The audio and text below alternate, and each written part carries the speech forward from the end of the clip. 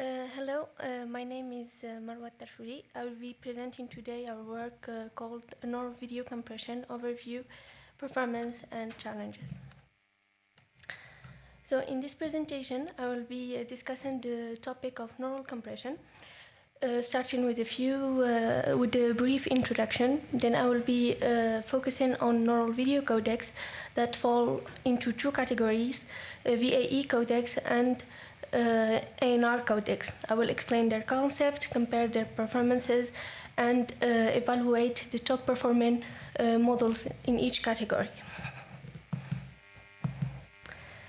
So video compression has been steadily advancing since the 80s, releasing several video codecs through the years. And all these codecs are based on the same structure that is improved and pushed further with each new generation. On the other hand, deep learning algorithms have shown remarkable performances in many domains, including video compression.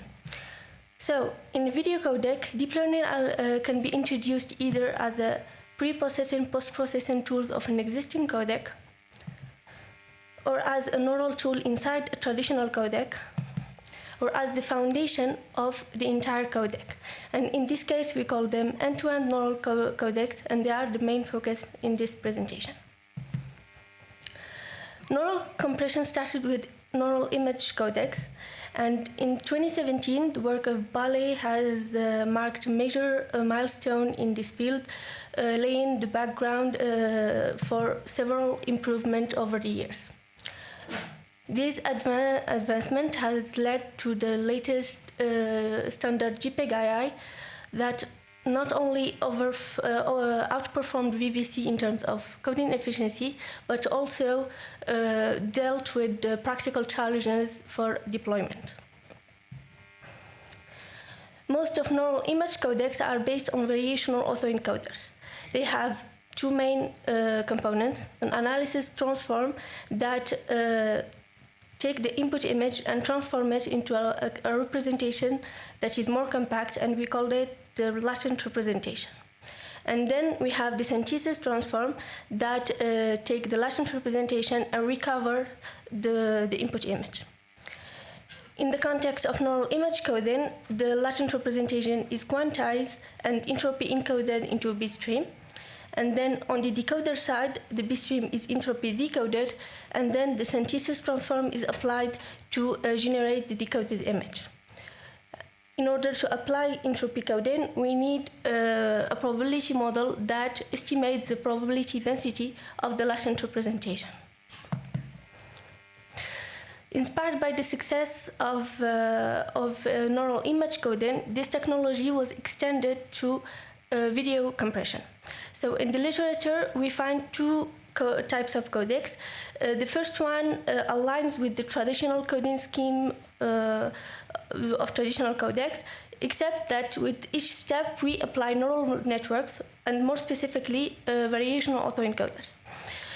The second type is are neural codecs that are based on deep learning architectures such as 3D convolution, transformers, etc.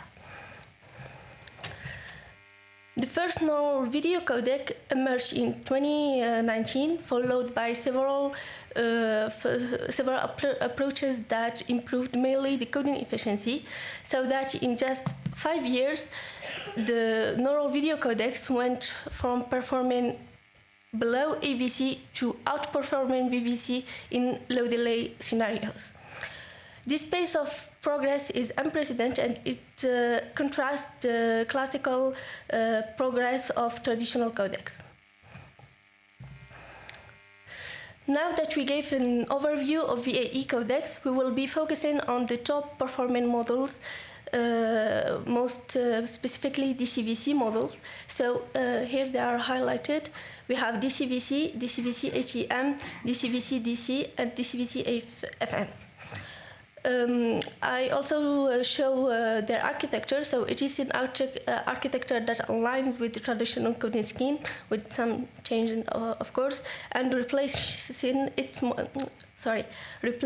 each model with neural networks. The goal here is to evaluate those models analyze their strength and limitation. For this sake, we choose VTM and HM as anchors. They are set in the random access configuration. And we use the UVG dataset for test sequences. We also applied some color format conversion in order to adapt to each type of codecs. So here I present the coding efficiency results. In terms of rate distortion curves, I start with the anchors. So the red curve is VTM, the yellow curve is HM. If we add DCVC, which is the classical model, the first classical model DCVC, it performs below HM. DCVC HEM outperform HEVC, and if we add the two other models, which are DCVC DC and DCVC FM, they are closer to VTM. We also noticed that neural codecs works better with MCSIM. It is expected since traditional codecs are more optimized for PSNR. However, since VAE codecs have this ability to be optimized to pretty much any metric, it seems a little bit unfair to restrict them on PSNR. In terms of complexity, VAE codecs are computationally expensive, so the number of Gmax is pretty high. We also noticed the asymmetry between the encoding time and decoding time, which is not the case with VTM and HM. This is because in real application, the complexity on the decoder side is more critical. So, to sum up, VAE codecs have multiple benefits. They are easily adapted to new content. They are flexible in terms of quality metric and loss functions, and they are easy to update. Plus, their coding efficiency is mature enough to compete with traditional codecs. They also have multiple drawbacks. They are very demanding in terms of resources and computational power. And also their high complexity make their deployment challenging. Which brings us to the second category of neural video codecs, which is ANR video codecs. So, unlike VAE codecs, NAR codecs are prioritize low complexity on the decoder side. The core concept here is to use a light decoding model that will be overfitted for each new sequence. Therefore, the encoding process consists of training the model. The resulting weights are transmitted into a bit stream, and then the decoding process involves retrieving those weights and applying them. In this presentation, I'll be focusing on one type of ANR codecs called nerve-based models. So here I show the architecture of nerve. Here we can see that it takes as an input the temporal index of the frame and generate the decoded frame. Nerve was the baseline for multiple other approaches such as E-nerve, ResNerve, and Ateme nerve. And as before, the goal here is to evaluate them and position their performances against traditional codecs and VAE codecs. So in terms of coding efficiency, as before, I start with the anchors. So here we have HM and DCVC as anchors. If we add nerve, we can see that it performs way below HM. We add E-nerve and ResNerve, they improve nerve, but they still worse than HM. And if we add the Ateme nerve, which is, to our knowledge, the state-of-the-art of nerve-based models, it is on the same level as HM, not especially on with MCSIM, it's still a little bit below in the PSNR. In terms of complexity, on the other hand, the number of Gmax is decreased significantly compared to the CVC models, and the decoding time is also lower. Here we noticed the interesting behavior of nerve-based models. They have a difficulty to track small dynamic objects. So if we see in the first sequence, the B is completely missing from all nerve models. However, the reconstruction is still coherent and proper. So, meaning if we make abstraction to the fidelity aspect, the video can be considered acceptable. However, in this case, since the B is the main focus of the video, it is agreed that it is inconvenient. However, in the second sequence here, the missing pattern is in the background, and it is debatable if this behavior is undesired since the reconstruction is still clean. To sum up, INR codex is a young technology. It aims mainly to reduce the decoding, the complexity on the decoder side. They have a flexible architecture, and their design is highly parallelizable.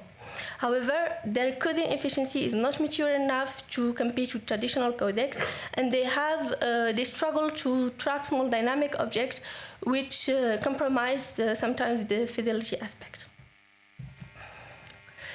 To conclude, in this presentation, we explored the state-of-the-art of neural video compression, for both covering both VAE codecs and INR codecs. We also evaluated the top performing models in each category, and VAE codecs, even though they showed a strong coding efficiency, their complexity is very high, which makes their deployment challenging. On the other hand, INR codecs offer low complexity on the decoder side, but the coding efficiency is not mature enough to compete with traditional codecs. It is important to note that both technologies hold significant potential for future advancement, since especially considering their unprecedented pace of progress. That should be all, and thank you. Thank you. How many questions? You're not qualified, you ask a question.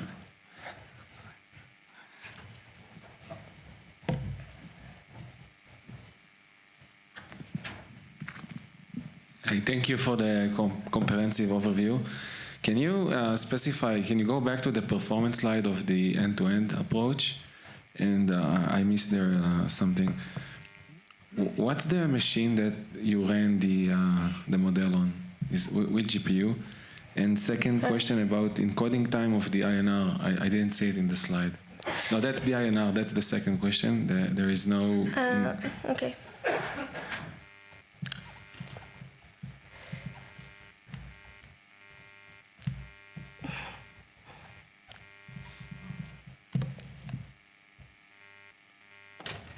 So here we have the VAE codecs are run on the GPU NVIDIA RTX 1390, and the traditional codecs VVC and HEVC are run on this CPU.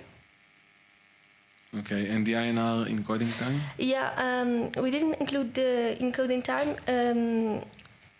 because it's since the training is overfitted with each sequence, it's very long. So for that particular sequence, it takes about 6 hours. Depending on the bitrate too, but in this particular bitrate, it takes about 6 hours. Okay, thank you. You have great patience. Thank you. She's also telling you she wants faster GPU, which is another conversation. Okay. Any other question? Yes. So with traditional codecs, PSNR and SSIM are good measures because traditional codecs basically don't affect truth. But now with your small salient objects is one good example. How useful are the traditional measures for quality measures for evaluating AI-based codecs, do you think? I think that it's easy to optimize AI codecs for any metric. So now we used PSNR to be able to compare them to traditional codecs. But it's true, especially with the missing patterns. PSNR in this case show high PSNRs in I think 40 dB and etc. So yes, using more perceptual metrics can be very interesting in this case. That's a good question for MPEG people when they pick which tools to assess. You saw the Geneva workshop where they started to bring new metrics. So I propose we stop here because we reached the time. One question, AI or ML, what you present here? It's deep learning. So ML category more? Yes, but ML is included in AI. Yeah, but AI is much broader than Yeah. this. So this is more ML. Okay, thank you very much. And I'm going to call the next presenter.